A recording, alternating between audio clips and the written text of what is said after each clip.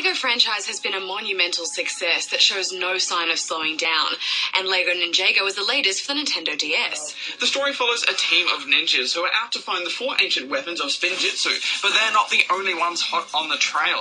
The evil Lord Garmadon and his army of skeletons are hoping to get there first and claim the awesome power of Spinjitzu for themselves. Instead of the platforming action based on a film that we're used to, this is more of a real-time strategy adventure. Some of you may remember LEGO Battles on the DS, and this is kind of like that.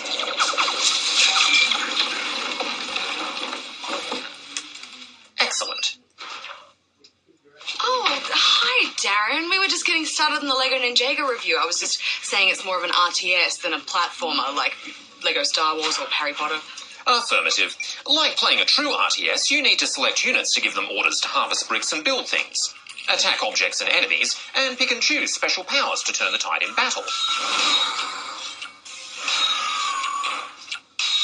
The DS touchscreen is perfect for this type of gaming. But it's nowhere near as complicated as other RTS games. I mean, if you've already played games like StarCraft or Age of Empires, then you'll probably find this a little bit too easy. Yeah, it's really for strategy first-timers or younger gamers. I know that you really mean noobs, Arjo. Well, all noobs have to start somewhere, Darren. I really like the ninja setting. They can't help but look cool and awesome in their little masks. And I particularly like the skeletal baddies and their mean vehicles. And it's good you can play through the skeleton story as well. The characters were all really tiny on screen, though, I thought. And I guess this is due to being a top-down RTS on a handheld. But the only time you really get up close to them is in the cutscenes, which are really nicely done, I have to admit.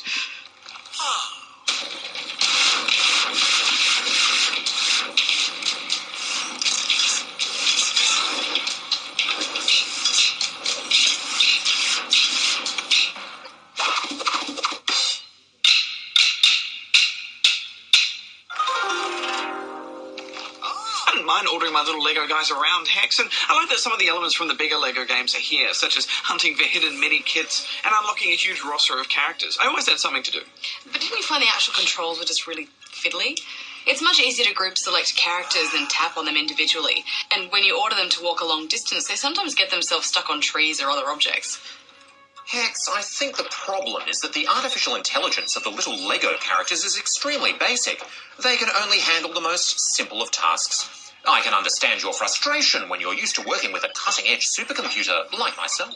Actually, Darren, I've seen you get stuck on a lot of things too. Come on, Darren, it's studio time. Come on, Darren. Little help. My rocket feed doesn't seem to be working. Oh, that was an accident. LEGO Ninjago also has a multiplayer battle mode, which you can play wirelessly with just one cartridge, and that's great. There are about 4 different modes too, which means it gives you some replay value once you've finished off that main story.